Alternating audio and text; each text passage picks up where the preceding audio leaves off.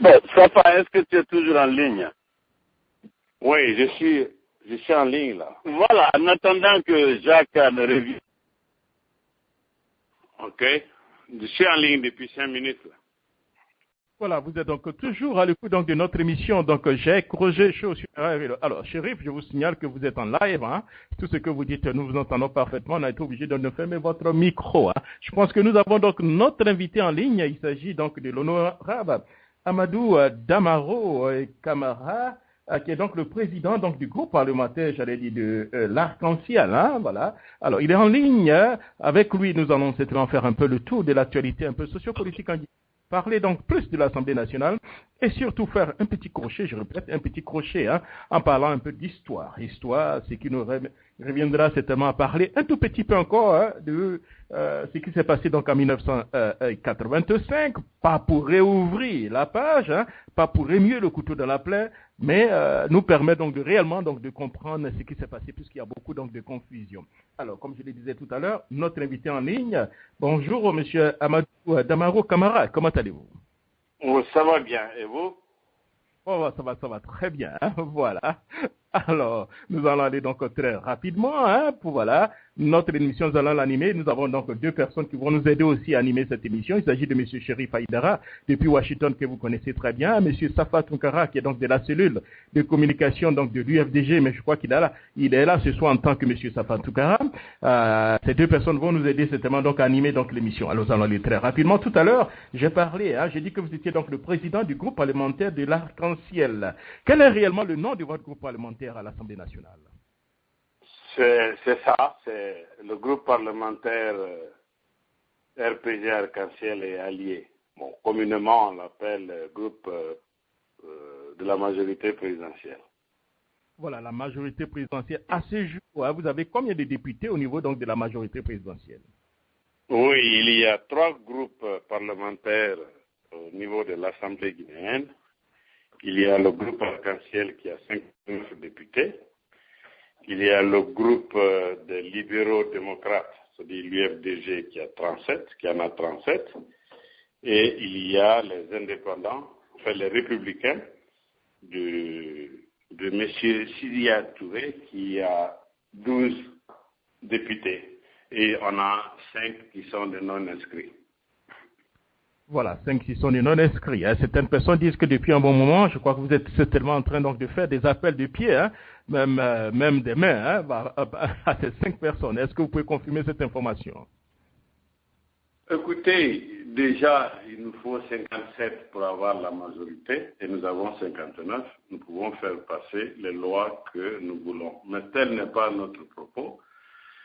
La consigne à l'Assemblée est que si nous avons été présentés par différents partis, une fois élus, nous devons être des députés de la République, des députés de la nation, des députés de la Guinée.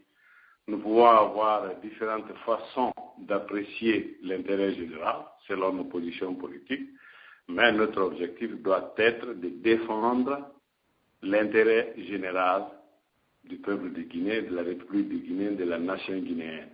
Donc, nous n'allons pas, en tant que majorité, faire passer, parce que ça vient de l'exécutif que nous supportons, mais nous allons faire passer quand nous pensons, à notre âme et conscience, que cette loi, cette convention est nécessaire et où elle est bonne pour la Guinée. Donc, le nombre de députés, c'est vrai, ça compte, mais l'esprit que nous essayons de cultiver à l'Assemblée, c'est ça. Pour une fois, pour que la Guinée ait un parlement où les problèmes de la Guinée sont débattus. Voilà, un parlement pour que les problèmes de l'Assemblée hein, soient donc débattus. Avant donc de revenir un peu à cette dernière phrase, hein, nous allons donc parler aussi d'un autre sujet. Donc, revenons d'abord à cette dernière phrase. Hein. On a parlé de l'Assemblée nationale de la Guinée, mais beaucoup de personnes, bien d'observateurs, pensent que cette Assemblée, elle n'existe que de nom, puisque vous n'avez pas certainement un bâtiment en tant que tel, j'allais dire opérationnel, pour accueillir aussi les députés. Le matériel est vétuste. Alors, est-ce que vous pouvez nous faire le diagnostic un peu donc de l'Assemblée nationale aujourd'hui? Écoutez, l'Assemblée nationale, ce n'est pas le bâtiment. L'Assemblée nationale, c'est l'ensemble des députés et de ce qu'ils vont faire de leur rôle. Nous pouvons être sous un manguier, travailler comme le Parlement, comme nous pouvons être dans le plus beau palais et être juste une chambre d'enregistrement. Ceci dit, nous n'avons pas de local approprié pour les services d'une assemblée. Le palais du peuple a été conçu pour autre chose. Ça, c'est une réalité. Et notre première tâche est de chercher à nous construire une assemblée. Et à cet effet, j'étais avec mon collègue du groupe parlementaire l'UFDG, des libéraux démocrates, à Téhéran. On était à une conférence des parlementaires des pays membres de l'OCI, l'organisation de la conférence islamique, et nous avons profité pour adresser des requêtes à des grands pays musulmans comme la Turquie, la Malaisie, l'Indonésie et autres, et l'Iran lui-même, pour nous aider dans la mesure, dans les limites de leurs moyens ou de leur volonté, dans les domaines que nous avons divisés en deux, en hardware, ce qui est construction, aménagement des locaux, bureautiques, etc., immobilier, et en software, comme des conférences, comme des ouvrages, des bibliothèques, des ateliers, etc., etc. Donc nous sommes conscients de ça. Le palais du peuple a 46 ans, inauguré depuis, je crois, 48 ans, depuis 68. Bon, il est dans un état qu'il est, mais je crois que ce n'est pas ça l'Assemblée. On pouvait déménager demain au Palais des Nations, flambant neuf, et ne pas jouer le rôle. Donc je crois que l'Assemblée, ce n'est pas le bâtiment, c'est les hommes qui la constituent. Oui, n'empêche qu'il y a des dossiers assez sensibles que vous avez certainement discutés. Hein. Vous devez voter donc des lois certainement pour vos compatriotes, pour le pays. Vous avez besoin d'être dans des conditions, j'allais dire, hein, assez adéquates pour pouvoir travailler. Oui, vous savez, je suis de ceux qui ont doublé la classe. J'étais membre du CNT. Du CNT, je passe à l'Assemblée. C'est dans ce palais que nous avons voté la Constitution sur laquelle le président de la République a juré et qui régit aujourd'hui la République de Guinée.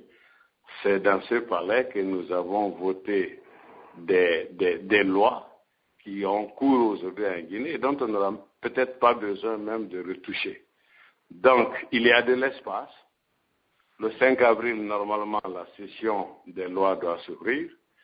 Et la commission des lois est à pied d'œuvre. Elle n'a pas eu de vacances pour voir des propositions de loi qui doivent venir de nous et s'apprêter à recevoir des projets de loi qui peuvent venir de l'exécutif. Mais je peux vous assurer que la session d'avril va se passer dans des conditions optimales parce que depuis notre installation, on a dépensé un peu plus de 3 milliards déjà, rien que pour l'installation des députés. Ce n'est pas la meilleure des places, mais on a créé un minimum de conditions qui pourraient nous permettre de voter des lois qui vont servir notre pays. Voilà, alors vous êtes donc le président donc, du groupe parlementaire donc, de l'Arc-en-Ciel. Hein. Qu'en est-il réellement donc, des traitements donc, des députés? On a parlé des indemnités, on a parlé donc, des salaires, des chiffres qui avoisinent entre 20 millions à 30 millions. Quelle est réellement un peu votre position par rapport à ces chiffres qui sont déjà avancés? Écoutez, on nous a traités verts et de moins mûrs à cause de ces indemnités.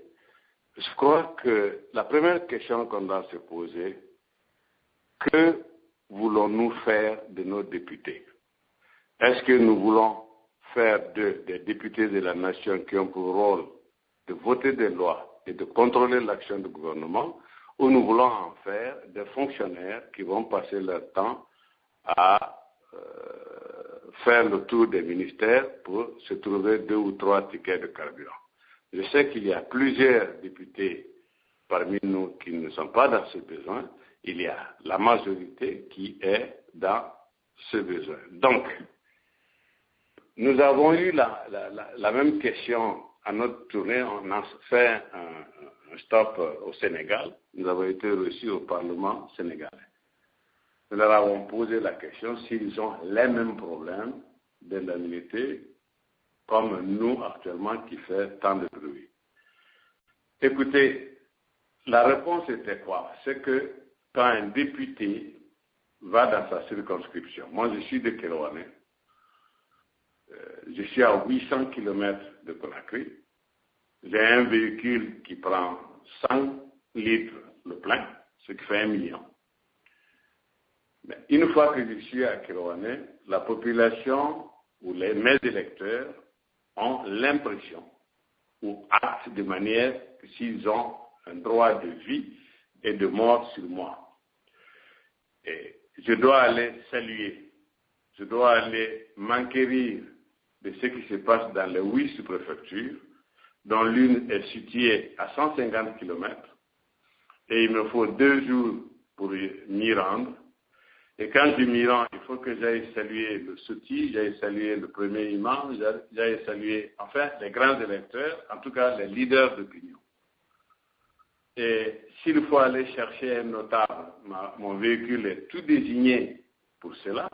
Entre-temps, s'il y a un malade qu'il faut évacuer vers le centre, mon véhicule est tout désigné.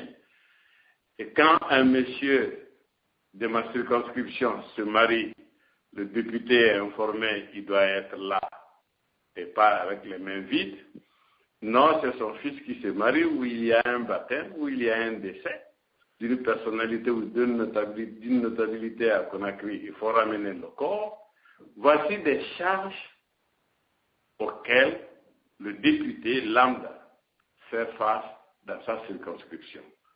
Maintenant, vous voulez leur donner un salaire de fonctionnaire pour les rendre incapables de faire face à ses besoins, le choix revient aux Guinéens. Ou non, nous voulons les mettre à l'abri pour que non seulement ils nous fassent des lois en toute indépendance, ou bien encore qu'ils puissent appeler un ministre pour lui poser des questions à propos d'une telle ou telle gestion dans son département. C'est ça le choix, en fait. Sinon, 20 millions, moi, c'est beaucoup d'argent, peut-être pour les Guinéens, mais 20 millions, ce n'est absolument pas monstrueux devant les besoins de travail d'un député.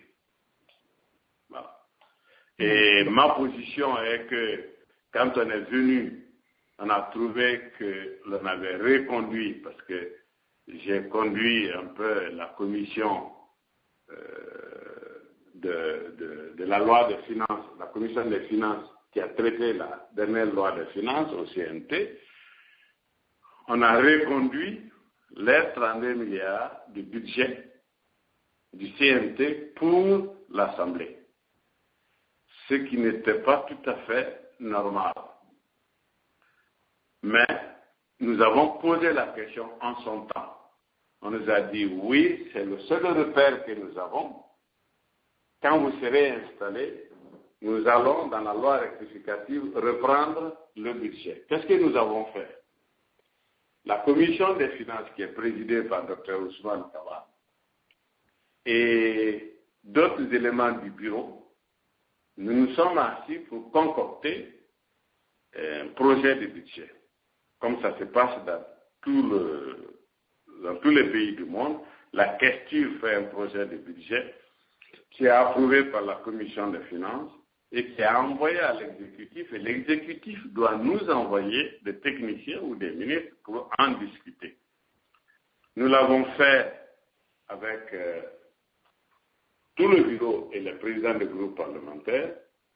M. Sidia Touré était celui qui a appelé à Abidjan pour savoir quel était le traitement des salaires à Abidjan.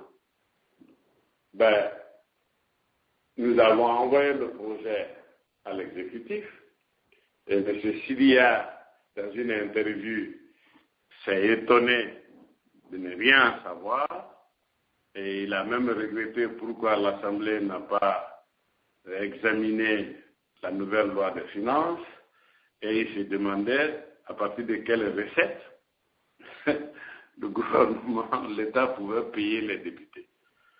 Nous n'avons pas, la Guinée n'a pas inventé la roue, nous faisons exactement comme les autres. Est-ce que la Guinée est aussi pauvre, ou plus pauvre que la Guinée-Bissau, que la Gambie, que la Sierra Leone, que le Libéria? En comparant les revenus, rien n'est caché désormais, vous pouvez aller sur l'Internet. Le traitement des députés dans ce pays est nettement supérieur aux 20 millions que nous proposons.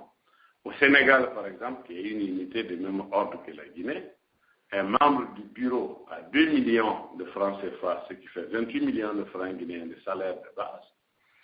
Ils ont un véhicule qui est fourni par l'État, tout terrain, et un véhicule de ville. Et tous les députés de l'intérieur ont droit à l'hôtel des députés quand ils séjournent à Conakry.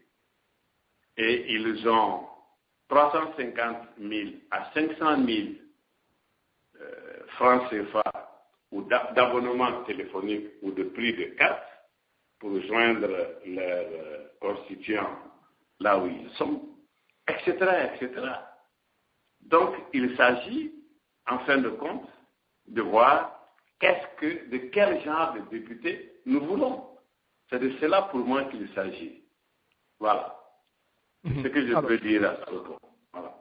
À vous entendre parler, c'est que sur cette question, il y a l'unanimité aussi bien du côté donc, de l'opposition que donc du parti au pouvoir, qu'il faut certainement améliorer donc le salaire donc des députés. Mais on avait eu l'impression à un moment donné que c'était j'ai dit bien l'impression que c'était plutôt les députés de l'opposition qui étaient donc indexés comme s'ils voulaient certainement avoir donc des meilleurs traitements à l'Assemblée nationale. Merci donc d'avoir éclairé un peu cette première partie. Alors, avant de revenir donc à la deuxième partie, je ne sais pas si mon ami Safa Tunkara a une question pour vous par rapport déjà à la première partie. Et puis, M. Chérif Haïdara, Safa, vous êtes en ligne.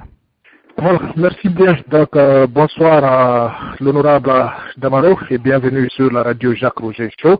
J'ai une toute première question pour vous. Il s'agit au fait de ce que vous venez de dire. Vous savez très bien que l'Assemblée a le pouvoir, au fait, ou bien les prérogatives d'interpeller les ministres pour un questionnement à travers la gestion des différents budgets départementaux.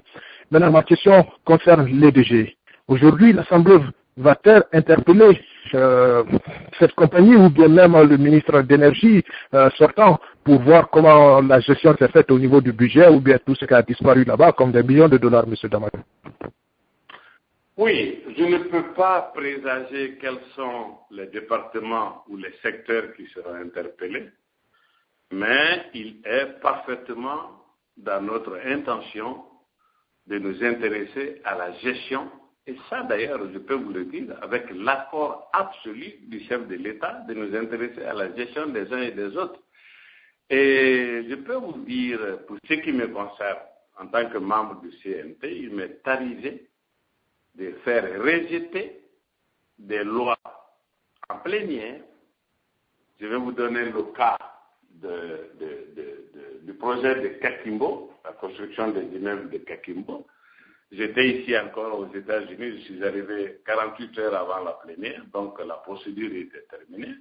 Mais j'ai demandé à mes collègues conseillers nationaux de renvoyer cette loi à une seconde lecture, malgré toutes les pressions.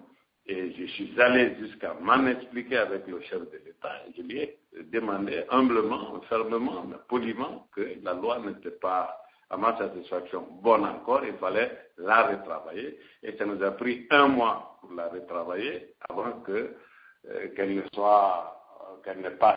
Maintenant, l'EDG, j'avoue que c'est un problème. Et il est vrai que le problème énergétique en Guinée est un problème, mais ce qu'on ne dit pas souvent, et ce qu'on ne dit pas assez, c'est que le problème d'énergie en Guinée, il n'y a pas eu d'investissement depuis des décennies. Et sans en être un spécialiste, je sais que l'énergie, il faut la produire, il faut la transporter, il faut la distribuer. Il y a 3 ans, la production d'énergie en Guinée était au plus bas niveau.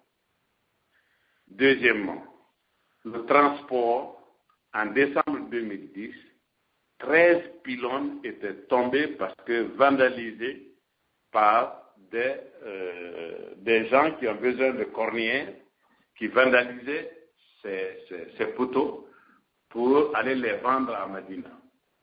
Et le réseau de Conakry, sans me tromper, personne n'a un compteur chez soi à Conakry. Tout le monde est clandestinement branché et le réseau datait de plus de 30 ans. Donc, pour une population qui aujourd'hui s'est étendue jusqu'au flanc du mont Kapolima, Conakry est à ce niveau aujourd'hui. Et le lotissement des terrains, c'est derrière Doubreka, entre Doubreka et Fria aujourd'hui. Donc, Doubreka est complètement intégré à la ville de Conakry, comme Koya d'ailleurs. C'est à Fria aussi qu'il y a des parcelles à vendre aujourd'hui. Donc, il faut d'abord produire ce que le gouvernement est en train de faire avec les différents barrages. Il faut reprendre le système de transport. Il faut refaire les pylônes. On est en train d'en creuser même tout au long de l'autoroute aujourd'hui pour Caleta. Et il faut refaire le réseau à Conakry. Aux dernières nouvelles, ils étaient à plus de 60%. Il fallait changer les poteaux, il fallait changer les fils, etc., etc. On ne peut pas faire peut-être la politique avec la morale, mais sans la morale, on n'en fait pas davantage. Il faut reconnaître les difficultés à ce niveau et surtout communiquer. Je dois avouer tout de suite que nous ne communiquons pas assez pour expliquer qu'est-ce qu'il est en train de faire. Souvent, les ministres sont partis trop vite en besogne en faisant des promesses qu'ils savaient pertinemment ne pas pouvoir tenir. Donc, que ce soit, je sais qu'il y a des milliards qui ont été engloutis dans l'énergie et l'Assemblée n'aura absolument pas aucune peine. Je ne suis pas le président de la commission, s'en saisira certainement et ce sera parce que le travail de l'Assemblée c'est quoi? C'est que en avril nous allons examiner des lois et en octobre c'est la session du budget, mais entre les sessions l'Assemblée a la possibilité de constituer des commissions ad hoc d'enquête pour examiner des cas spécifiques dans des secteurs spécifiques et après dépôt du rapport sur le bureau du président de l'Assemblée, la cesse d'exister. Et nous avons l'intention, en tout cas, de regarder plusieurs aspects des gestions présentes, de la gestion présente comme des gestions passées. Bon, mais je ne peux pas présager est-ce que l'EDG fera partie des premières ou pas, mais c'est une décision du bureau. De telles décisions se prennent en bureau. Voilà. D'accord. Donc, si je comprends bien, votre groupe parlementaire ne va pas s'opposer si une décision est venue de notre groupe de faire des enquêtes sur ces différents ministères et entreprises de gestion aujourd'hui d'État actuel. J'ai commencé par ça et j'ai rassuré même dans mon discours de déclaration de politique générale. J'ai dit que je m'évertuerais à établir un pont entre nos collègues d'en face pour que, enfin, l'opposition ait un rôle constitutionnel. C'est de critiquer et de suggérer. Malheureusement, souvent, on ne fait que critiquer, on ne suggère pas. Je sais que je connais tout le monde de l'opposition. Il y a des cadres très compétents avec lesquels j'ai travaillé personnellement. Je sais qu'ils peuvent faire des suggestions qui ne peuvent qu'améliorer. Si ce n'est pas mélangé à de la politique politicienne, je peux vous assurer que je serai réceptif à toute suggestion qui sera dans le but d'améliorer l'existence de nos concitoyens. Je ne m'en poserai pas du tout. D'accord. Merci. Chérif, est-ce que vous avez une question maintenant? Oui, cher ami Jacques, bonsoir à l'honorable Amadou Damaro Camara. Oui, merci, bonsoir. Voilà. Ma question va peut-être un peu dans le même sens. Aujourd'hui, nous savons quand même que au sein de l'Assemblée, vous avez ces leaders politiques qui se préparent aujourd'hui pour les présidentielles. Mais avant cela, ils se préparent pour les communales. Et depuis un moment, on voit déjà les déclarations, les tournées à l'intérieur du pays et à l'extérieur par ces différents députés. Mais est-ce que vous croyez que ces députés ne devraient pas se défaire de leur manteau de parti politique une fois ils sont au niveau de l'Assemblée et faire uniquement de la politique pour leur parti lorsque les campagnes sont ouvertes, où il y a quand même un chronogramme par rapport à l'élaboration des différentes dates pour les communales et puis les présidentielles? Bon, écoutez, je ne dois pas être le meilleur conseiller pour l'opposition, et vice-versa. Bon, mais la réalité est que, c'est malheureux pour nous, c'est que les Guinéens n'ont pas quitté, n'a jamais quitté la campagne. Nous avons été toujours en campagne. L'opposition, comme le pouvoir, nous n'avons parlé que des élections depuis 5 ans. Sur la transition, on ne parlait que des élections. Depuis les élections présidentielles, nous ne parlons que des élections. Nous avons parlé des élections législatives pendant 3 ans. À peine on les a finies, on n'a même pas, à peine on s'est installé il y a 2 mois, nous avons été installés le 13 janvier. Nous parlons des communales et déjà dans les discours de préparation de communales, on se positionne déjà pour 2015. Ça, c'est un problème de stratégie. C'est ce qu'ils croient que c'est ce qui est père, ben, ça c'est leur choix, c'est ça aussi la démocratie. Je ne peux pas leur conseiller de faire comme moi je veux, mais la logique voudrait que, après les élections, qu'on passe à autre chose jusqu'aux élections futures. C'est de cette façon qu'on peut travailler pour les générations futures et non toujours être là en train de parler des élections futures. Moi, c'est ça ma conception. Alors, Chérif, vous avez une deuxième question? Oui, merci honorable. Maintenant, la deuxième question honorable. Pendant votre passage sur le grand forum de la diaspora, on vous avait demandé d'être le porte-parole pour nous, les Guinéens vivant à l'étranger, et bien sûr avec votre collègue et collaborateur, Dr Fodé Oussou, pour non seulement la prise en compte des Guinéens qui se trouvent à l'extérieur, mais aussi de toutes les questions qui se présentent aujourd'hui au niveau de ces mêmes Guinéens. On n'a pas accès à certaines informations, il n'y a pas d'interlocuteur viable sur le terrain auquel les Guinéens peuvent s'adresser. Il n'y a pas en fait de service, il n'y a pas une ligne de communication ouverte directement. Et au niveau de l'Assemblée, en faisant des lois, est-ce que vous pouvez penser effectivement à comment intégrer dans les structures du pays les représentations des Guinéens qui vivent à l'étranger, c'est-à-dire la prochaine Assemblée, pourquoi ne pas avoir un élu de chaque continent, s'il le faut, ou de chaque grand pays? Est-ce que vous pouvez toujours continuer à vous battre dans ce sens? Écoutez, l'Assemblée s'occupe de ce qui relève du domaine des lois. La création des structures gouvernementales relève du domaine des règlements, donc de l'exécutif. Ceci dit, je crois qu'il y a un ministère des Guinéens de l'étranger. Je ne peux pas apprécier son efficacité, je ne suis plus Guinéen de l'étranger depuis 4 ans.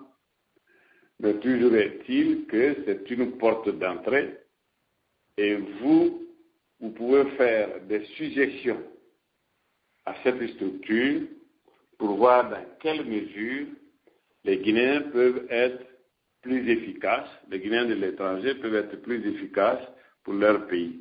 Je connais le cas malien. Le Mali a eu toujours le ministère des Affaires étrangères et des Maliens de l'étranger, comme au Sénégal d'ailleurs, et il y a en plus une structure qui est le Haut Conseil des Maliens de l'extérieur. qui a été présidé pendant plus de 10 ans par Elhadj Abdrahmane Cherif, avec lequel j'ai travaillé longtemps. Et je sais qu'ils sont arrivés à faire même des banques en Europe qui collectent les transferts unilatéraux des Maliens vivant à l'étranger.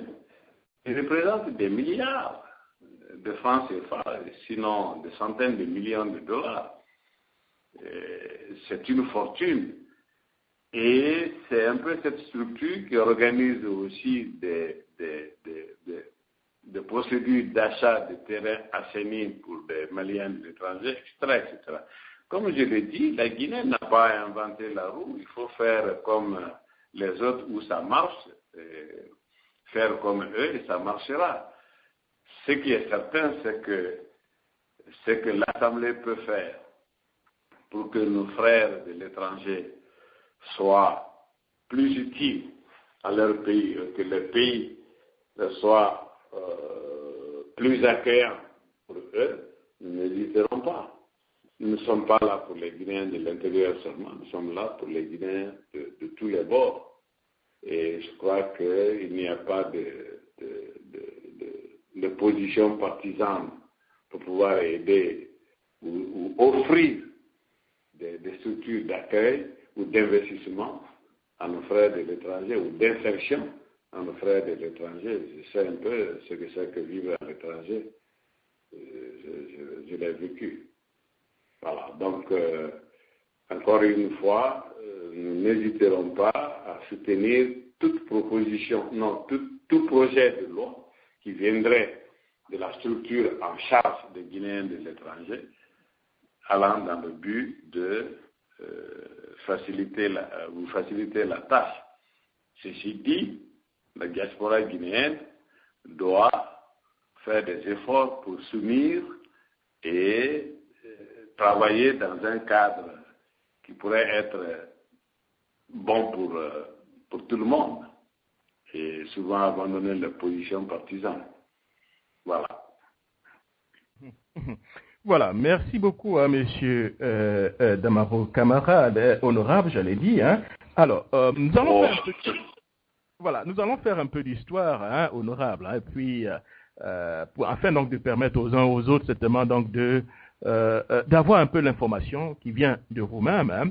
À ma connaissance, vous êtes un collaborateur, vous avez été un collaborateur de monsieur Diarra Traoré, hein, qui lui-même avait participé à un coup d'État ou bien tentative de coup d'État. Pour beaucoup de personnes, hein, honorables, c'était donc un coup monté, des faux complots, hein, qu'on a pratiquement connu un peu donc en Guinée. Mais vous avez levé le coin de la voie là, en disant qu'en réalité, il y avait donc un coup d'État. Alors, sans pour autant remuer le couteau dans la plaie, est-ce que vous pouvez encore une fois éclairer un peu les auditeurs par rapport à ce coup d'État ou à la tentative de coup d'État en 1985? Écoutez, je crois que j'ai suffisamment parlé de cet épiphénomène qui a noirci le ciel guinéen pendant un bon moment. J'ai écrit un livre, j'espère qu'il sera publié au Mandéchi. J'ai fait des interviews de plus de 4 heures qui étaient même la base d'une émission, malheureusement, qui était animée par Sékou-Madi Traoré, qu'on appelait Guinée Mémoire. C'était sur la base de ces interviews. Ceci dit, je crois que c'est disponible en Guinée. Il y a au moins une vingtaine de radios qui diffusent cette interview par portion et depuis 3 ans maintenant, 3 à 4 ans.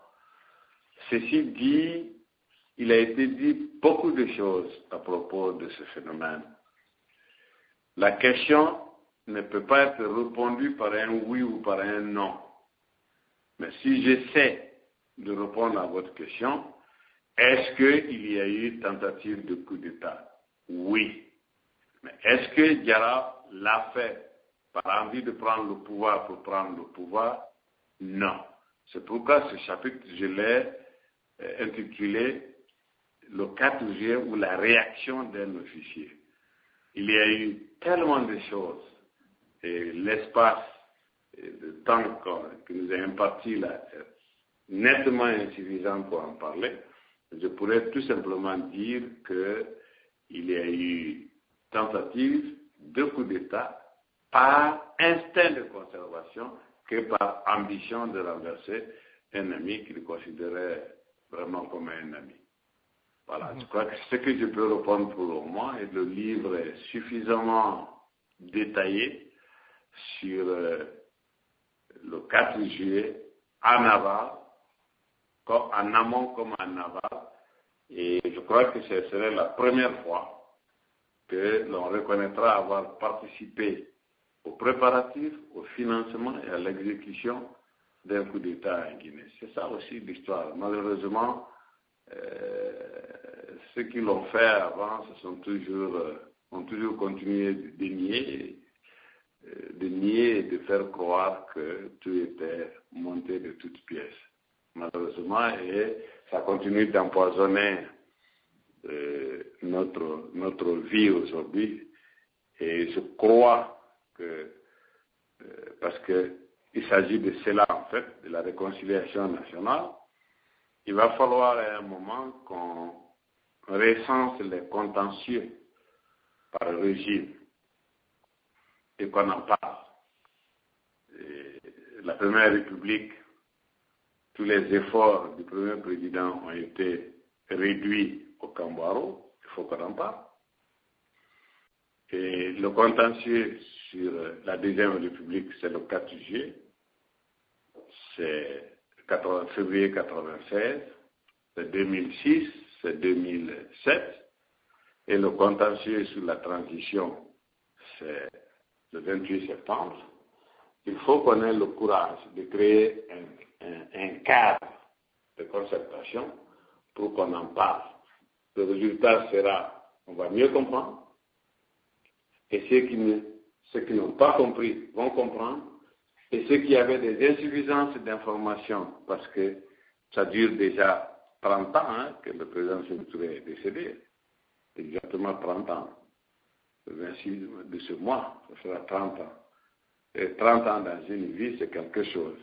Et ce n'étaient pas des enfants qui étaient là, ils étaient adultes. Ils sont morts par exécution, ils sont morts par l'âge, et les acteurs directs sont en train de disparaître.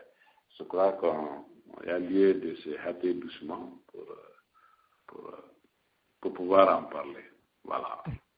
Alors, en vous écoutant, on sent une personnalité remplie donc de beaucoup de sagesse, mais pour autant, dans vos explications en 2008, vous avez tenu des propos qui ont fait couler beaucoup d'encre et de salive. Vous aviez dit, quand la viande est dure, le couteau doit être tranchant. Alors, certaines personnes disent que votre position de président de l'Assemblée nationale, peut-être vous allez l'utiliser certainement pour vous venger. Alors, que répondez-vous par rapport à ces personnes?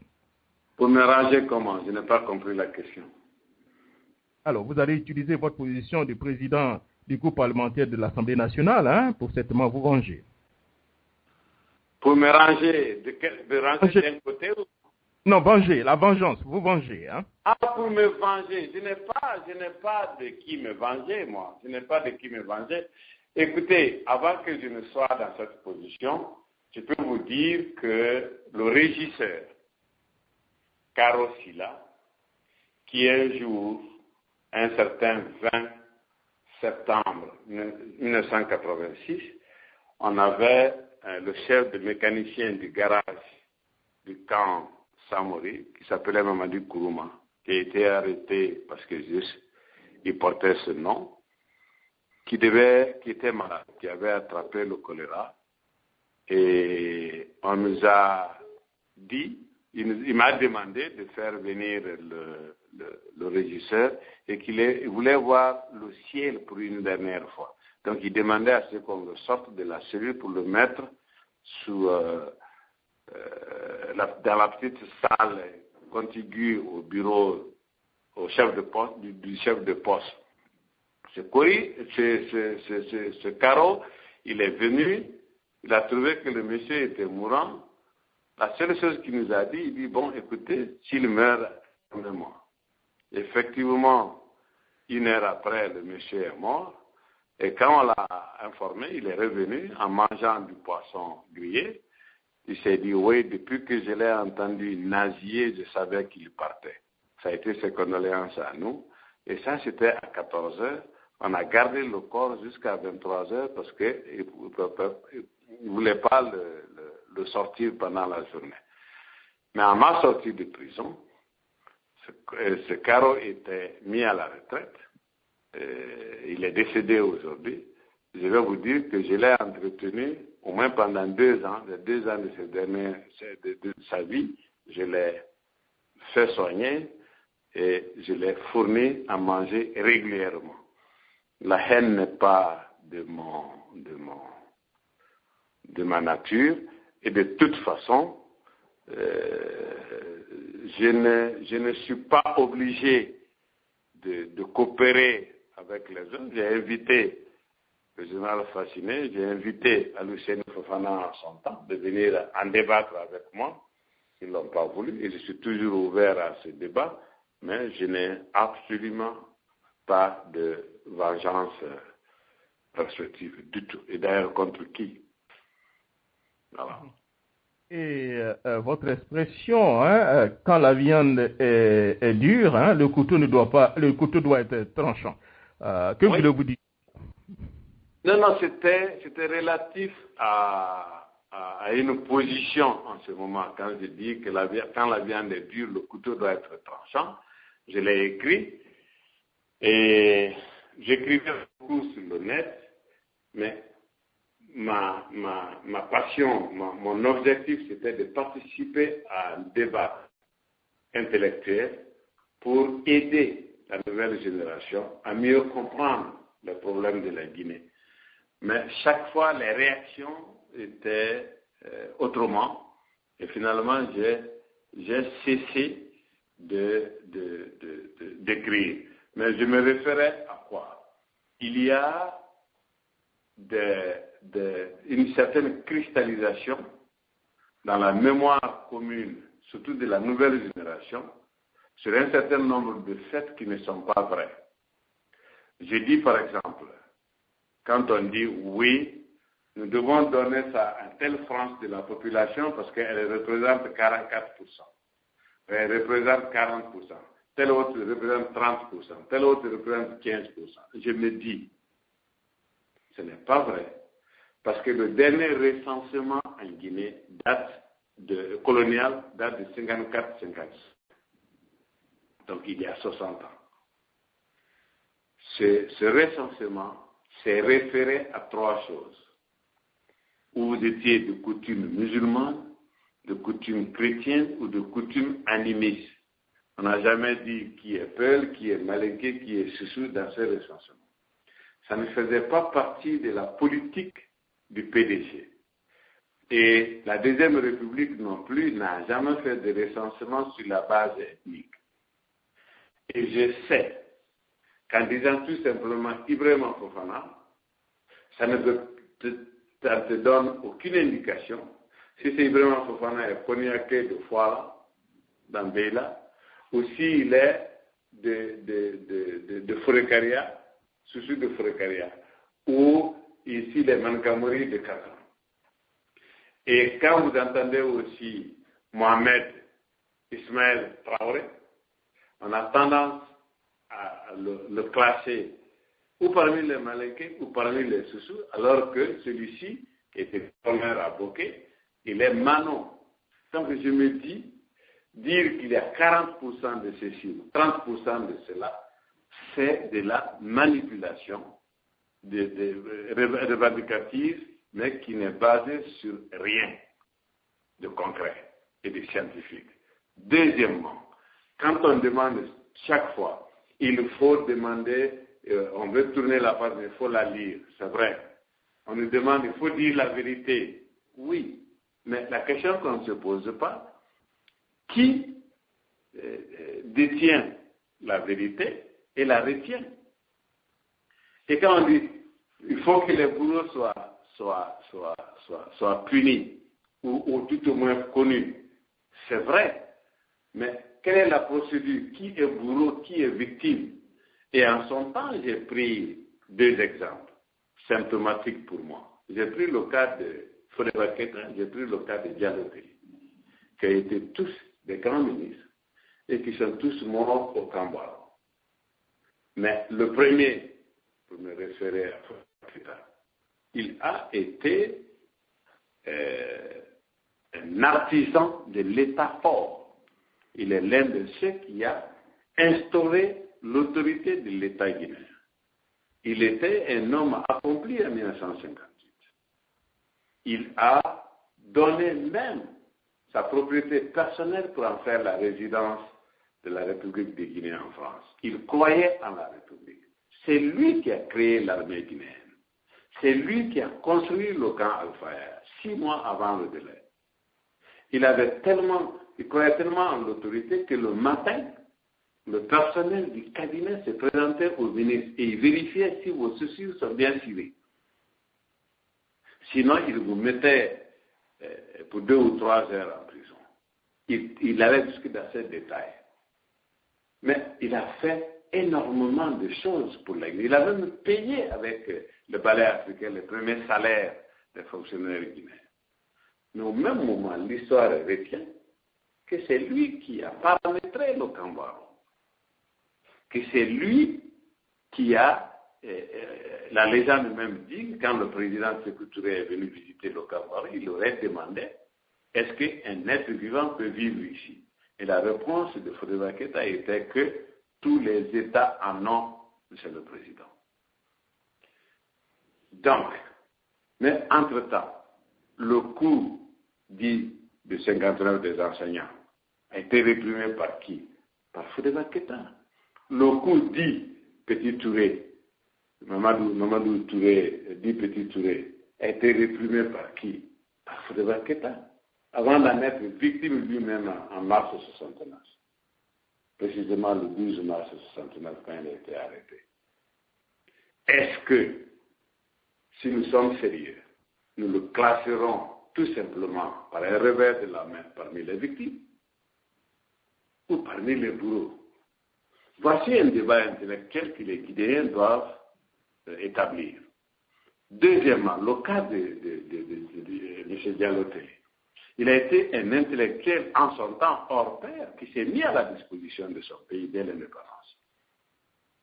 Il a été le premier ambassadeur de Guinée aux Nations Unies ici à New York. Il logeait à la résidence de l'ambassadeur du Ghana. C'est lui qui a négocié la rentrée de la Guinée aux Nations Unies. En 1963, quand on a créé l'OUA, il était incontestable que l'aura du président Sékou Touré était tel qu'on ne pouvait rien lui refuser en ce moment. Il avait 2 candidats pour le poste, Bala Samara et Diallo Telli. Diallo Telli était le mieux indiqué pour occuper ce poste. Ce Diallo Telli a occupé le poste. Et il faut l'avouer, nous qui l'avons suivi, il a fait de ce poste un poste de prestige et de privilège, comme ça n'a jamais plus été, pendant 2 mandats. Mais quand il a quitté, pendant qu'il était secrétaire général, il y a eu le coup Petit Touré, il y a eu le coup Kamandjabi, il y a eu l'agression du 22 novembre et les pendaisons qui ont suivi. Jusqu'en 1972, quand M. Diallo Telli a accepté ce que je considère comme un crime d'initié, a accepté d'être le ministre de la Justice de cette dictature entre guillemets pendant 4 ans. Si en 1975 le régime était renversé, M. Diallo Telli serait traité comme ancien dignitaire. Je peux me tromper, mais à ma connaissance, M. Diallo Telli n'avait ni de problème financier, ni de problème de point de chute. Il pouvait absolument aller aux Nations Unies, peut-être qu'il ferait mieux des capacités, traiterait mieux des capacités de M. Diallo Telli, mieux qu'il a été en Guinée. Mais il a accepté de rentrer. Il a même donné des cours de droit constitutionnel en ses temps libres à Poli. Mais, à ma connaissance, je peux me tromper, je n'ai jamais entendu, pour les exactions qui ont eu lieu en Guinée, une quelconque protestation de M. Diallo-Telli, même en des formes diplomatiques, alors qu'il pouvait être la voix des sans-voix, avant d'en être victime. Est-ce qu'il n'est pas un complice qu'il a couvert? Et c'est M. Diallo-Telli qui a réussi à faire accepter par tous les pays de l'OUA que le Portugal a agressé la Guinée. Et l'OUA a demandé aux Nations Unies, qui a condamné à l'unanimité l'agression de la Guinée. Ça, c'était ses prouesses, ça. Il était difficile que M. Diallo-Telli ne sache pas ce qui était en train de se passer en Guinée. Voilà un peu là où la viande est souvent dure et le couteau des intellectuels guinéens n'est pas suffisamment tranchant. Et malheureusement, les cadres guinéens se poussent eux-mêmes, je dis bien se poussent eux-mêmes, à absolument appartenir à une communauté. Des cadres refusent d'être juste des cadres.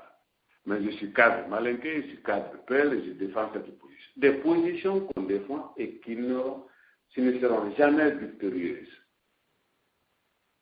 Voilà le contenu de je ne peux pas dire citation, ce serait prétentieux, mais de dire, quand le couteau, quand la viande est dure, la viande, et l'histoire guinéenne, si c'est une viande, elle est très dure, et nous devons avoir des couteaux tranchants, un débat intellectuel franc, un débat intellectuel digne de ce nom, pour que, enfin, la nouvelle génération puisse se dire, c'est de cela qu'il s'agissait.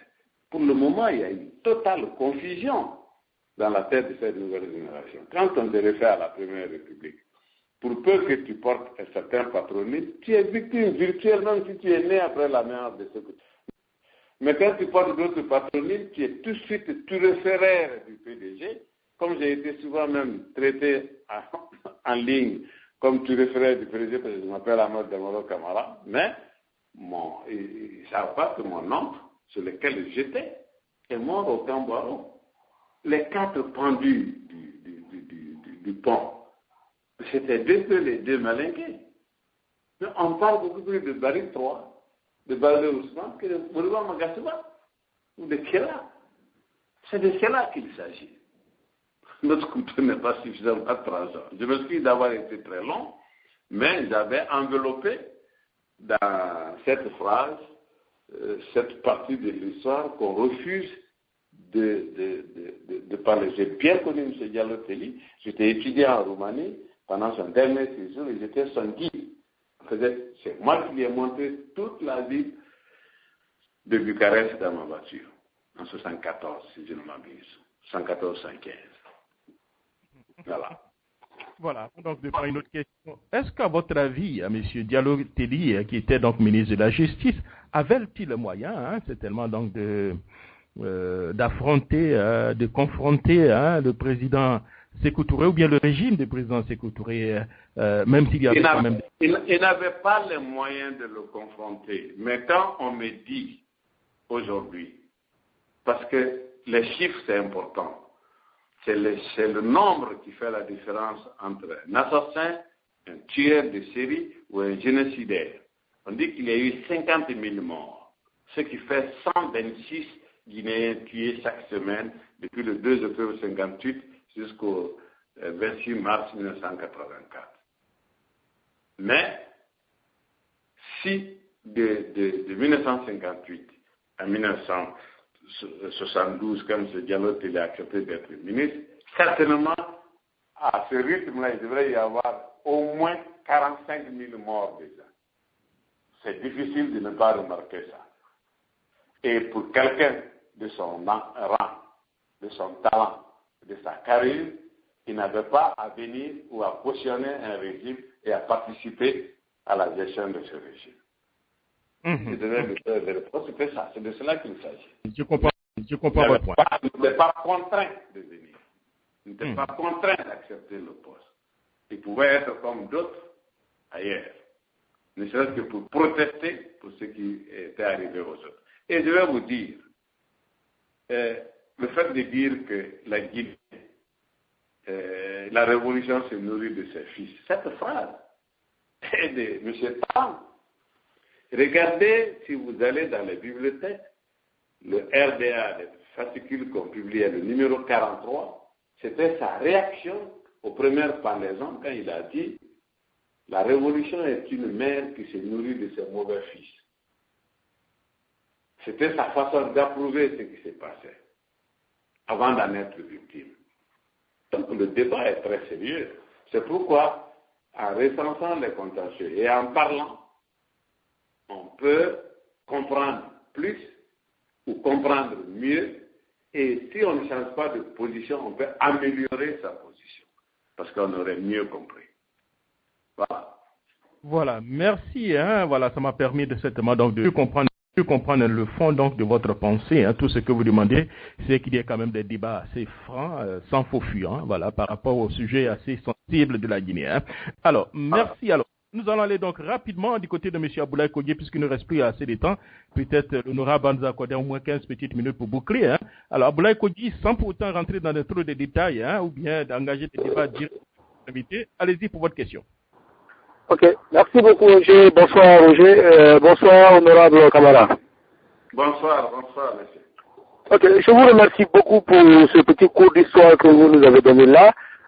Vous voyez ici à chaque fois que des Guinéens réclament à ce qu'on doit lire l'histoire, c'est la manière dont vous avez expliqué, parce qu'aujourd'hui, il y a beaucoup de la génération guinéenne aujourd'hui est confrontée à ce problème, parce que de chaque camp, chacun donne sa version en faveur de sa position.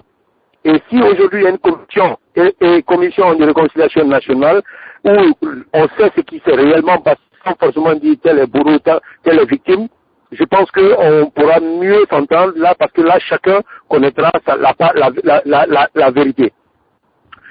Sur ce, monsieur l'honorable, je voudrais vous poser une question un peu pertinente. Vous savez, lors de la transition en Guinée, il y a eu ce que vous savez, ce qui s'est passé à Kouroussa et à Sigiri.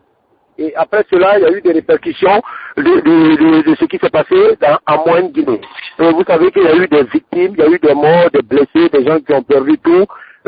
Jusqu'à aujourd'hui, aucune personne n'a été interpellée ou arrêtée. Et à notre grande surprise, l'honorable Jean-Marie Doré a déclaré sur les antennes que lui, il connaît, ce n'est pas le RPG qui a occasionné l'empoisonnement des militants du RPG au Palais du Peuple, ni l'UFDG, mais lui, en tant que Jean-Marie Doré, il sait qui a fait ce qui s'est passé. Aujourd'hui, tout à l'heure vous avez comparé la Guinée au Sénégal à la Guinée-Bissau au niveau des montants. Est-ce que la Guinée qui veut aujourd'hui sortir de l'ornière, qui veut revenir dans un état de droit, est-ce qu'aujourd'hui, vous en tant que député, surtout président du groupe parlementaire du camp de la mouvance présidentielle, est-ce que vous pouvez nous rassurer qu'aujourd'hui, M. Jean-Marie Doré doit pas, est-ce que M. Jean-Marie Doré doit pas répondre de son acte en face de la justice vis-à-vis de ce qui s'est passé lors de cette période de la Guinée? Je vous remercie. Bon, oui, merci beaucoup. M. Jean-Marie Doré est un grand politicien de la Guinée, comme vous savez.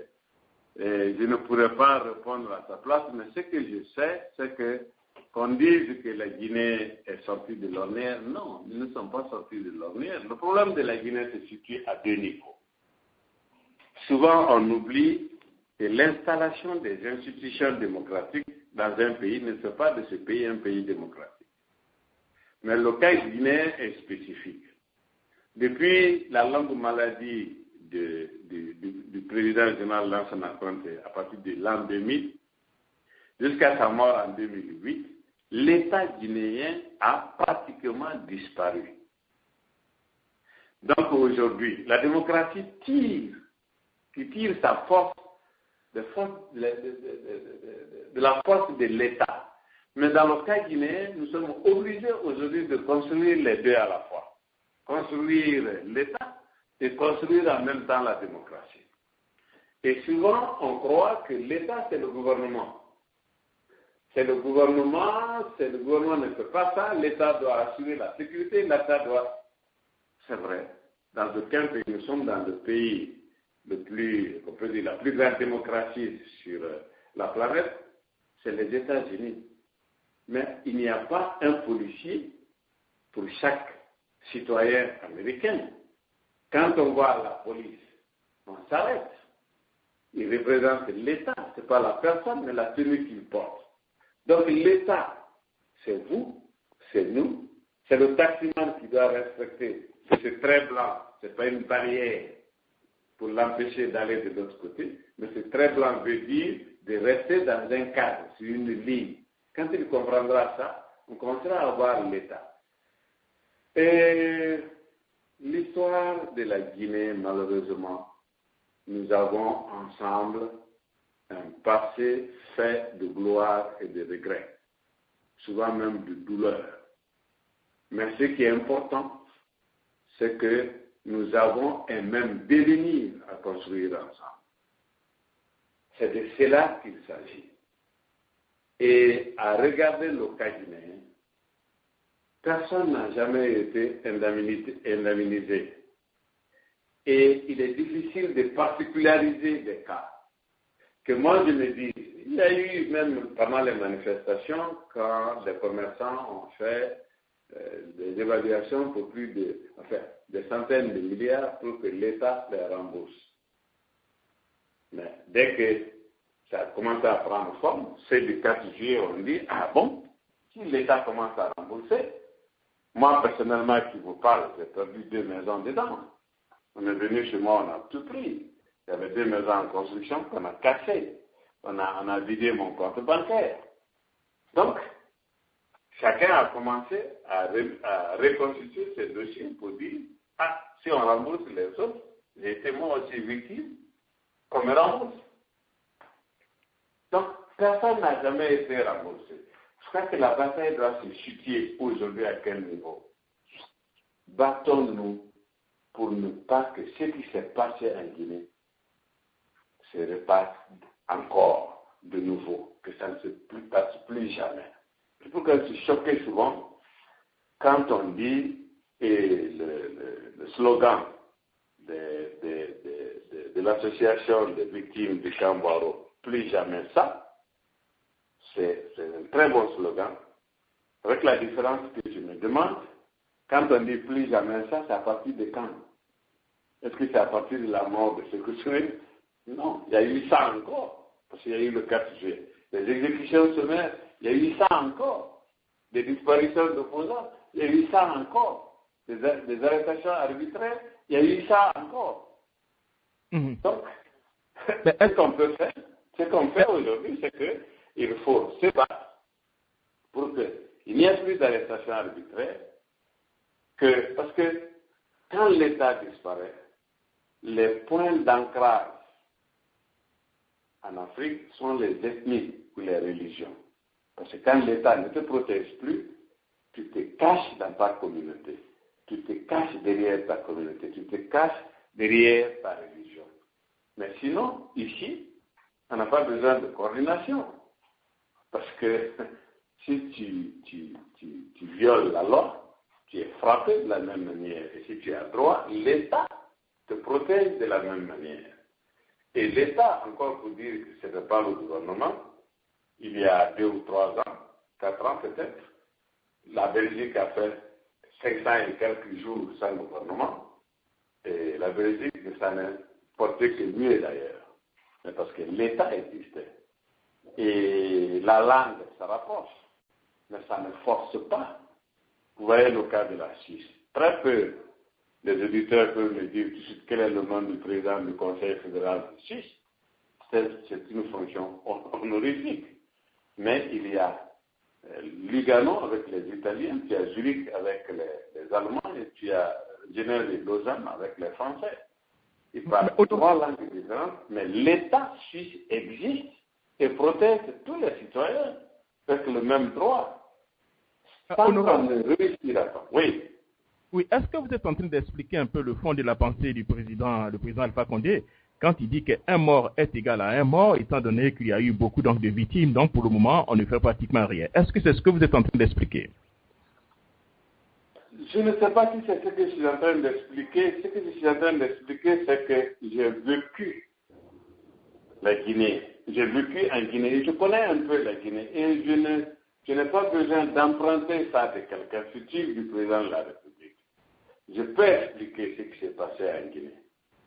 Et je ne suis pas historien, mais je suis d'un âge qui a vécu un peu dans la colonisation, qui a vécu toute la Première République, toute la Deuxième République, et qui a la chance d'être là encore, après la transition militaire, d'être dans la Troisième République. Mais je sais, est-ce qu'on peut séparer, aujourd'hui, si on veut réellement réconcilier, est-ce qu'on peut dire, oui, le camp Baro, c'est trop vieux, sautons ça. 4 juillet, ça fait déjà 20 ans, 30 ans, sautons ça, venons seulement à ce qui s'est passé il y a quelques jours, ou il y a quelques mois, ou il y a 2 ou 3 ans. Est-ce que quand on parle de justice, ce serait la meilleure façon de traiter les problèmes?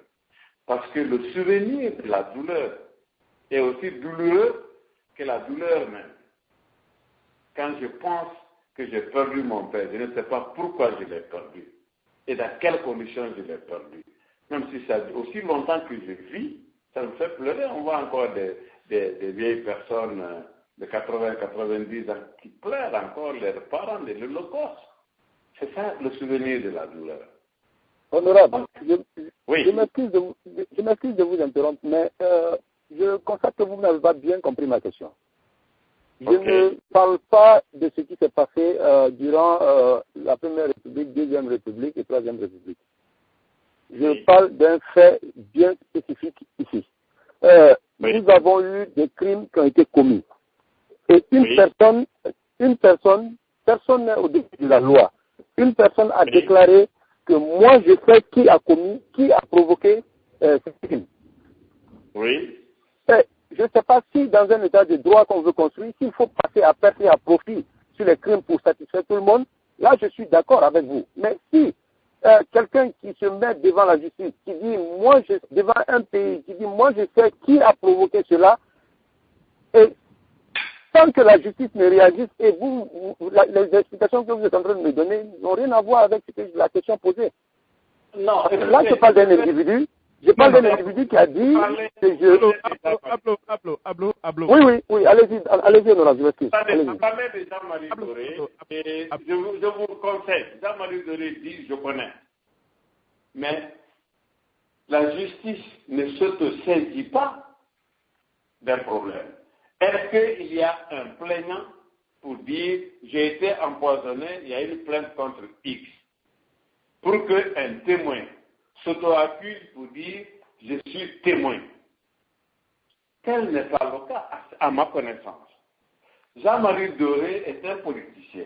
Il a jeté le pavé à la mare dans un langage purement politique. Ce n'était pas devant une justice.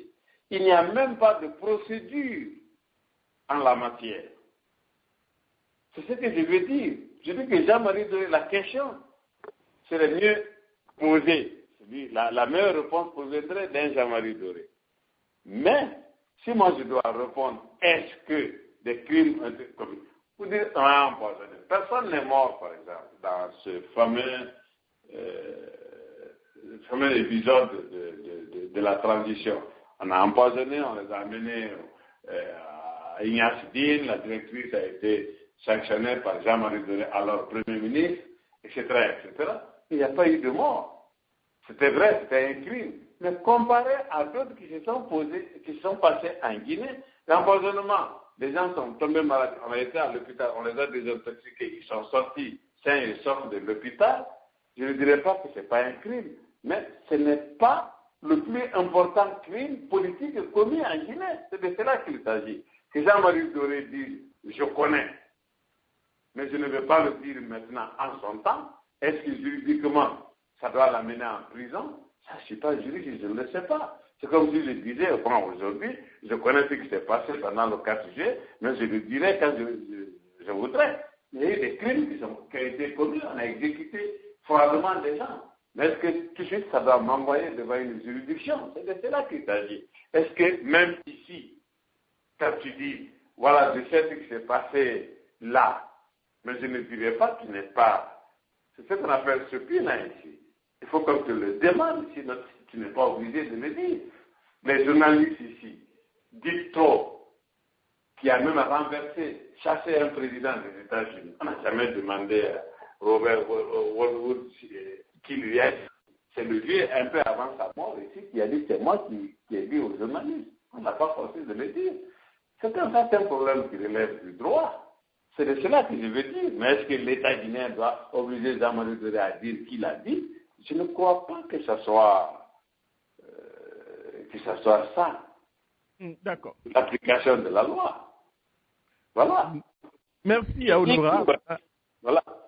Voilà, merci Honorable. Il nous reste très peu de temps, je crois à peu près 10 minutes. Hein. On avait demandé à l'Honorable 1 heure. Je crois qu'on va essayer de boucler dans les 10 minutes afin voilà, que peut-être on puisse l'avoir une autre fois. Alors, je vais aller du côté donc du doyen, je ne sais pas, doyen Lamine Camara depuis l'Allemagne qui est en ligne. Hein. Je crois qu'il n'a pas eu le temps donc de poser quelques questions au départ. Je vais Il faut lui dire que je ne répondrai pas à sa question. Voilà, ça c'est aussi clair. Hein? Alors, doyen, dites-moi un petit bonjour hein, à votre ami et l'honorable. Hein? Voilà, allez-y, doyen. Alors, bonsoir Jacques Roger, bonsoir Damaro, bonsoir tout le monde. Non, c'est honorable Damaro, hein, écoute. Voilà, c'est ça.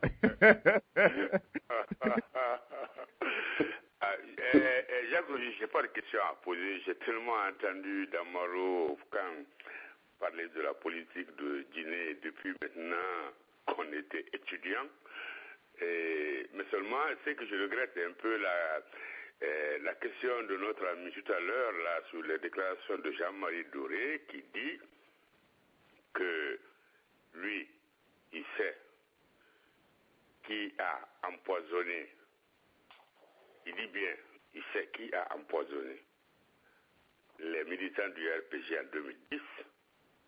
Il dit ce n'est ni l'UFDG, ni les gens du RPG, mais il sait et il ne le dit pas. Et quand nous savions tous, à l'issue de ce présumé empoisonnement, parce que moi ça m'a trouvé en Guinée, et qui a eu presque un pogrom en Haute-Guinée, à Sigiri, à ça, c'est la ville.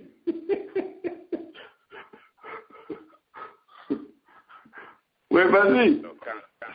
Alors, voilà, ça veut dire vraiment que je ne sais pas s'il faut prendre Damaro au sérieux dans son manteau d'honorable.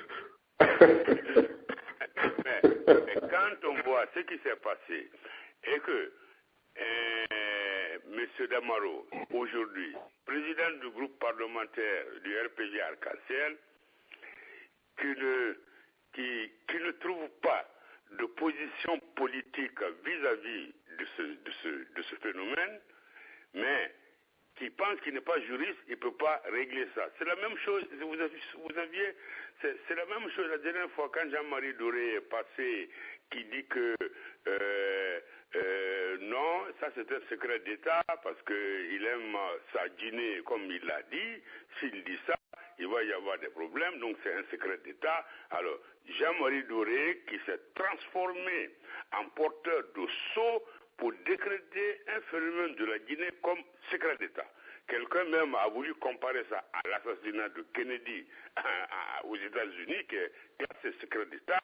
Et en Guinée, je n'ai pas encore vu un arrêt de la justice qui classe le phénomène d'empoisonnement de secret d'État, mais Jean-Marie Doré vient dire que c'est un secret d'État. Damaro fait la même chose. Il est président du groupe parlementaire de la mouvance présidentielle. Il y a un problème politique qui a été posé. Au lieu de nous dire ce qu'il pense politiquement de ça, il nous amène devant le juge pour dire que personne n'a porté plainte contre ça. Voilà. C'est pas, Damaro, je n'ai pas de questions à te poser. Seulement, voilà, comme je te connais très bien, voilà, bonsoir. Voilà, merci. Merci Lamine. Écoute, le problème que tu poses est un problème réel. Premièrement, Jean-Marie Doré est aujourd'hui député. Même s'il est non inscrit, il est député.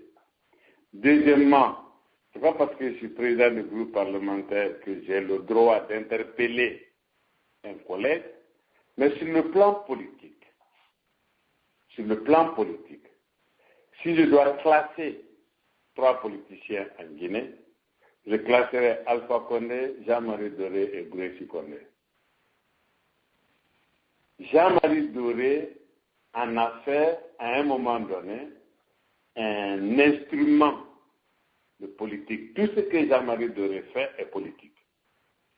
Quand il respire de l'air, c'est politique. Quand il mange, c'est politique. Sa démarche, toute cette démarche, c'est politique. Maintenant qu'ils disent, oui, je connais. J'étais à Kouroussa exactement le jour quand c'est arrivé. Je suis arrivé à Kouroussa, j'ai trouvé de la fumée dans la ville. J'étais obligé de garer mon véhicule dans une concession et y passer la journée. Parce qu'on était en train de brûler des annexes, des boutiques, etc., etc., des motos, etc., etc. La tension était très vive. Quand je suis sorti de la ville, j'ai même demandé à tous les camionneurs, des citernes et autres là, d'arrêter et de ne pas rentrer dans le Kouroussa. Ceci dit, est-ce qu'il y a une réponse politique à la déclaration de Jean-Marie Doré ou c'est une réponse juridique? À mon sens, je n'ai pas de réponse politique aujourd'hui à cela. Je suis président du groupe parlementaire, c'est vrai, l'Assemblée guinéenne existe depuis le 13 janvier. Le 13 mars, nous sommes à 60 jours, à peine. Donc, je ne sais pas, est-ce que je dois donner une position politique? Je dirais tout de suite, non, ce n'est pas normal. Mais est-ce que cette position politique règle le problème? Moi, je n'ai pas l'habitude d'esquiver une quelconque question. Jean-Marie Doré a dit, oui, je connais. Je connais qui a fait. Mais qu'on lui pose la question. Je suis du législatif, je ne suis pas de l'exécutif, je ne suis pas du judiciaire. Et cela ne relève absolument pas de l'Assemblée de régler. Le règlement d'un tel phénomène, même si c'est politique, ne relève pas de l'Assemblée nationale. Et encore moins du président d'un groupe parlementaire.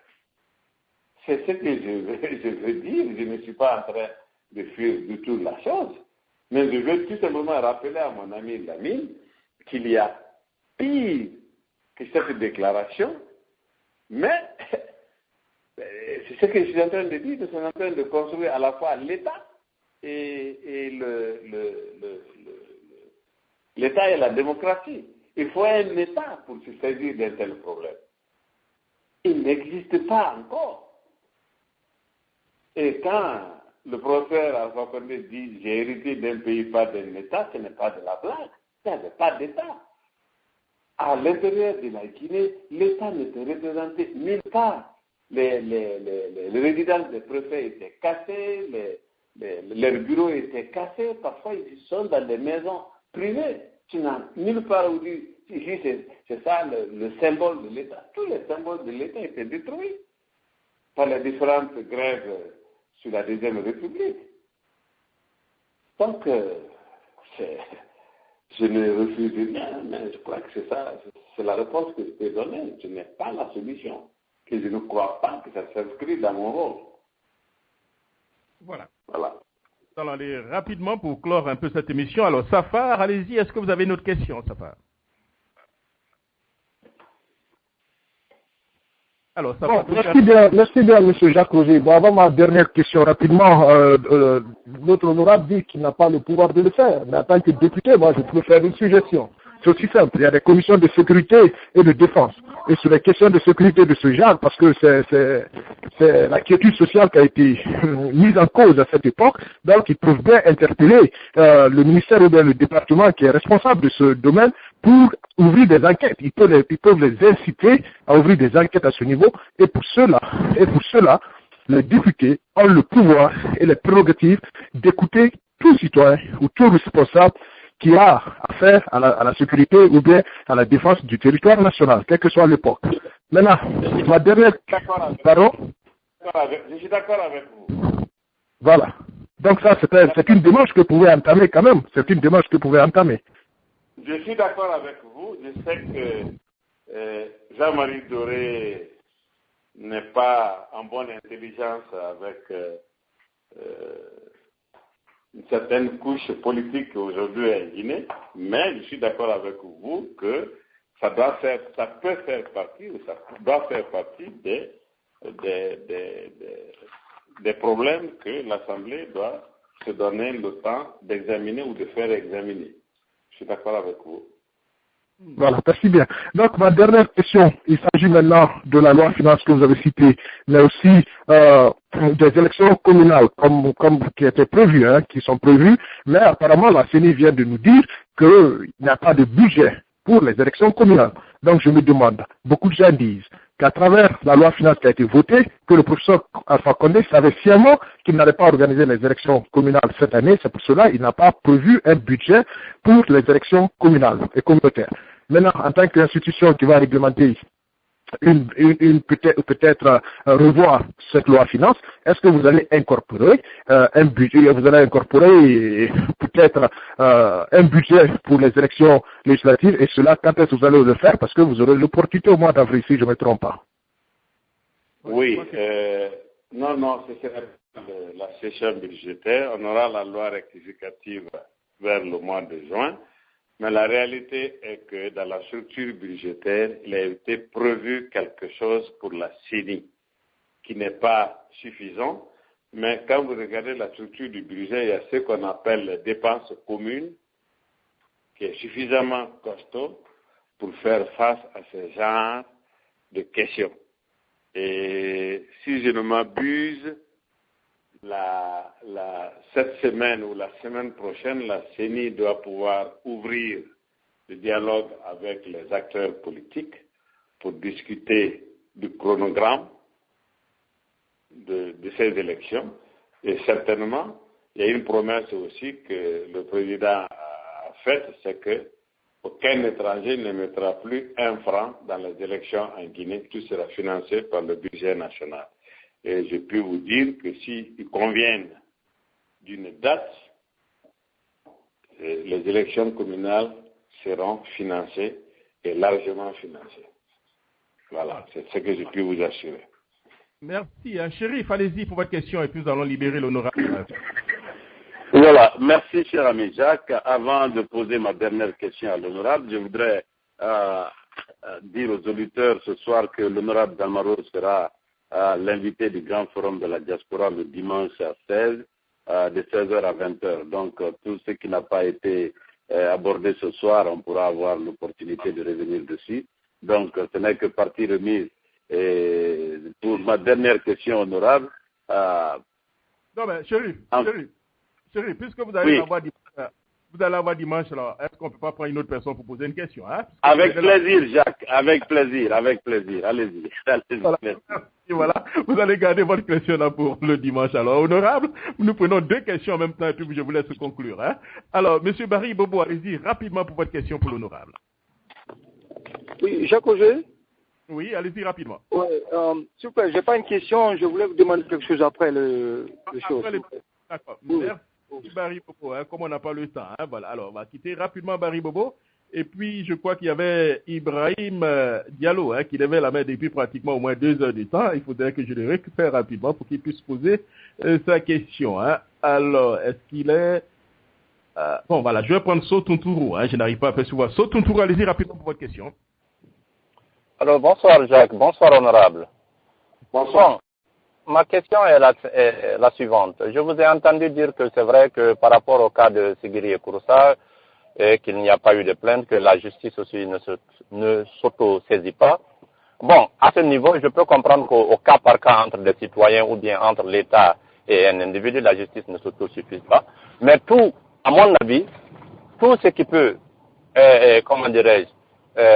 déranger la quiétude ou, remettre en cause, opposer des conflits entre des communautés, l'État doit s'auto-saisir. Parce que l'État a des paramètres qui lui sont propres par rapport à la limite qui lui est assignée. Qu'est-ce que je veux dire par là? Si nous regardons au niveau de la CPI, c'est vrai que la CPI, la justice, non, il faut une précision. La justice s'auto-saisit au cas où le plaignant ne saisit pas la CPI, les Nations Unies ne saisissent pas la CPI, donc la CPI peut s'auto-saisir. Et ce qui s'est passé à Sigiri et Kouroussa, en grosso modo, je peux dire que c'est plus grave que par rapport même à ce qui s'est passé au 28 septembre. Parce que là, c'était entre deux communautés qui commençaient déjà à s'en prendre. Or, le 28 septembre, c'était entre l'état de la transition et des militants des partis politiques. Bien vrai que ces militants peuvent venir de la moyenne, de la haute ou de la basse Guinée, peu importe. Mais en ce qui concerne le cas de Séguiri et Kouroussa, le terme pogrom qu'a employé le doyen Camara, je suis parfaitement d'accord avec lui parce que c'était une communauté qui était visée et une communauté vise une communauté. Est-ce que là, c'était la question en Guinée? Allez-y pour la question. Je comprends la pertinence de votre question, mais disez la question, comment on a pu... Donc, je voudrais savoir pourquoi, à ce niveau, l'État ne pouvait pas s'autosaisir. Parce que l'État était inexistant. Est-ce que c'est une raison? Non. D'accord. Ce que je ne comprends pas. Je peux rapidement répondre. D'accord, la première question que je me poserais, moi, c'est de dire, c'est ce qui s'est passé pendant la transition. Ce n'était pas le gouvernement, il n'y avait pas de gouvernement Alpha Condé à ce moment. Est-ce que, à partir de quel moment, toutes ces violations contre des communautés spécifiques doivent être réglées? Est-ce qu'on doit commencer par 2010, là, pendant la chose, ou on doit aller aussi en 2004, en 84, quand une seule communauté systématiquement a été, non seulement par la population, mais par l'État, qui a arrêté tous les cadres et les fusillés, et la population qui s'est levée pour casser toutes les concessions. Voilà le problème. Doit-on commencer quand? Quand l'État doit commencer à se saisir de ce genre de problème? Ça fait partie de l'histoire de la Guinée. C'est pourquoi je dis que nous avons un passé douloureux et de gloire à partager ensemble, que nous avons en commun. Est-ce que quand on traite les problèmes, c'est vrai, c'était pendant les élections, si on traite maintenant le problème des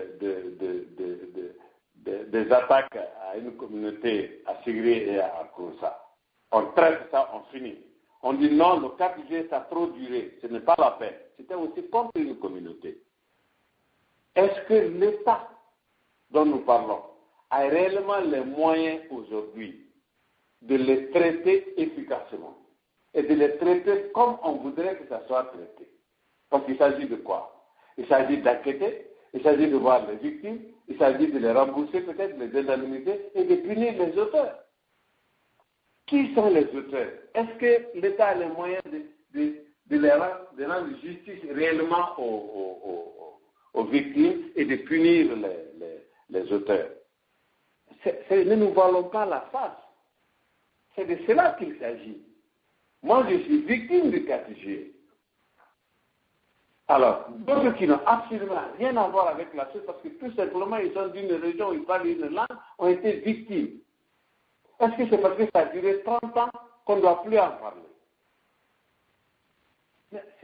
C'est la question qu'on se pose. C'est moi qui demande à ce que nous sommes obligés, nous qui avons été à l'école, je ne vais pas employer le terme d'intellectuel, parce que nous sommes plutôt démissionnaires. La Guinée était plus unie quand on avait moins de 5 universitaires en Guinée que quand on a des centaines de milliers aujourd'hui. C'est ça notre honte. Mais je me dis, nous devons en débattre. Comment doit-on faire? Est-ce que cet État a les moyens? Qu'est-ce qu'Alpha Condé, aujourd'hui, avec son gouvernement, peut faire pour ce qui s'est passé à Séguiri et à que la justice a saisi? Est-ce que cette justice-là a les moyens de vraiment le traiter? Et après avoir traité ça, est-ce qu'il doit s'arrêter là? La justice continue encore de gérer des problèmes passés sur le Locos. Il y a 60 ans, plus de 60 ans. C'est de cela qu'il s'agit. Moi, je n'ai pas de préférence pour telle ou telle période, mais la périodicité ne compte pas. C'est les faits qui comptent. Ça s'est passé, c'est récent.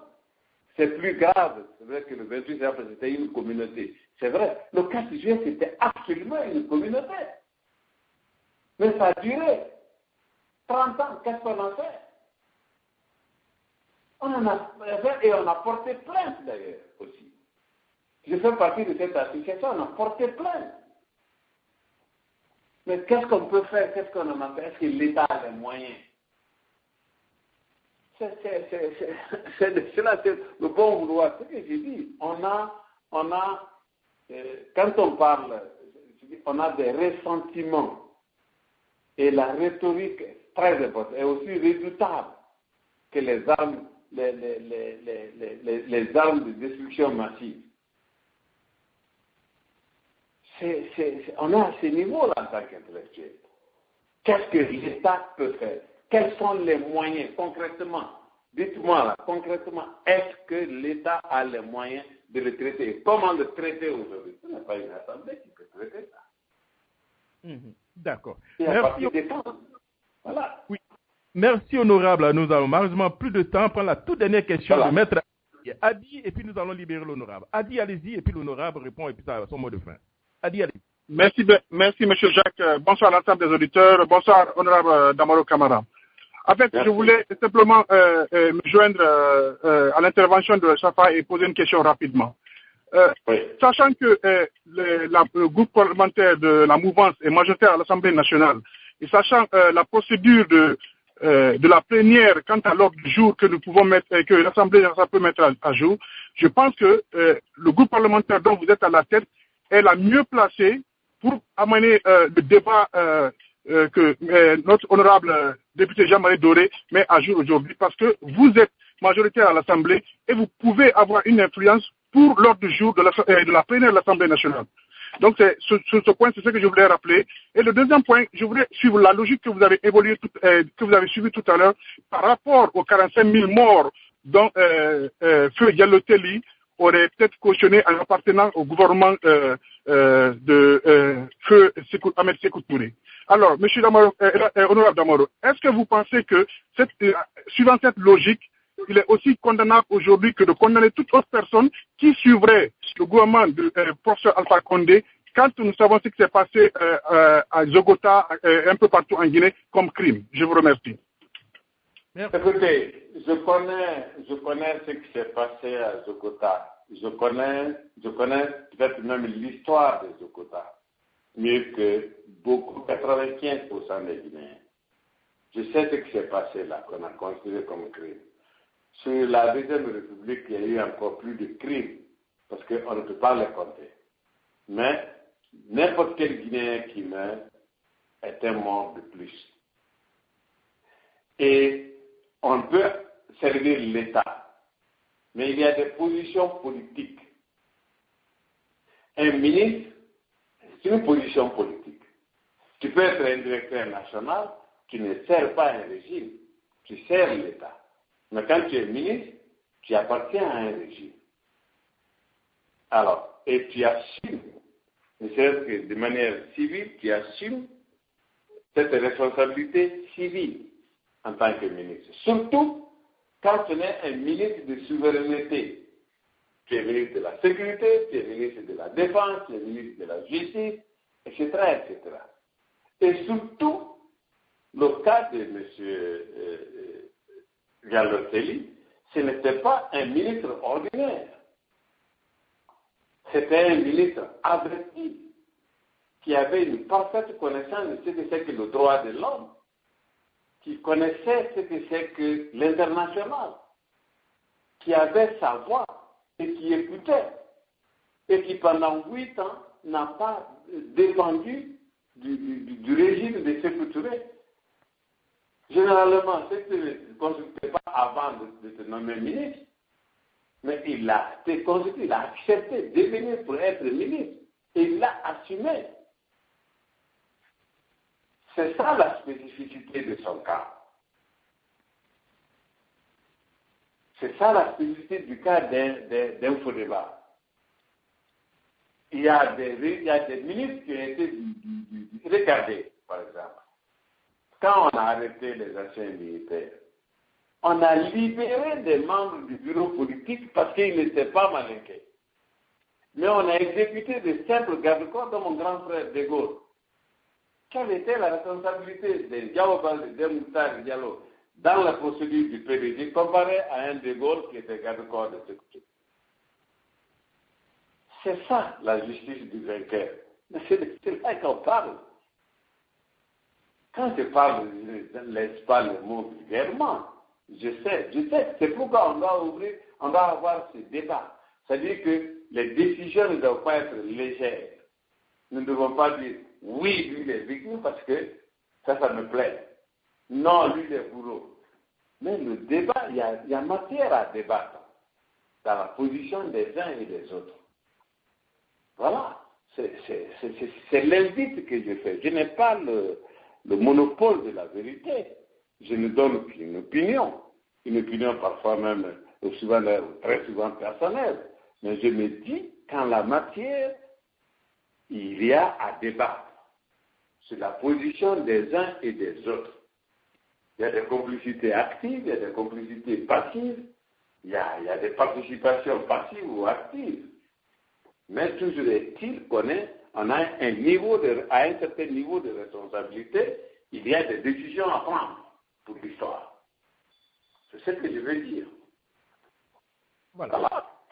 Merci, honorable. Hein, ça a été une très bonne émission. Alors, Chérif, 30 secondes, votre mot de fin, et puis l'honorable va conclure. Hein, Chérif. Bon, merci, cher ami Jacques. Nous avons beaucoup appris ce soir encore, et comme je le disais tantôt, on aura l'honorable le dimanche, donc on aura assez de temps pour rentrer en profondeur. Les auditeurs qui n'ont pas eu le temps ce soir de poser des questions, qui prennent leur mal en patience, le dimanche, on va leur donner la parole, et durant toute l'émission, nous avons accès à l'honorable, nous causons hors antenne avec lui. Donc, ce serait pour que seulement les auditeurs qui vont poser des questions et les échanges vont se porter autour de toutes les questions qui ont été posées ici aujourd'hui et qui n'ont pas été posées. Et comme ça, les auditeurs auront l'opportunité de le faire.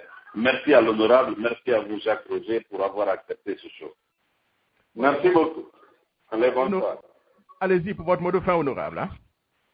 Oh oui, bon, écoutez, il y a jamais de mot de fin tant qu'on vit. L'invite que je veux faire aux uns et aux autres, c'est qu'il faut qu'on s'occupe de l'essentiel. Et l'essentiel, c'est la Guinée. Elle appartient à nous tous, quelles que soient nos obédiences politiques, et nous devons travailler à sa beauté. Je vous remercie. Voilà, merci beaucoup, honorable, et voilà, et portez-vous bien, hein, voilà. Au revoir. Merci bien. Voilà, merci donc d'avoir cité un peu donc l'interview. Alors, c'était donc l'honorable Damaro hein, qui répondait donc aux questions hein, de nos amis qui étaient très très nombreux. Beaucoup voulaient poser des questions, n'ont pas pu poser. Alors, ce que nous allons faire.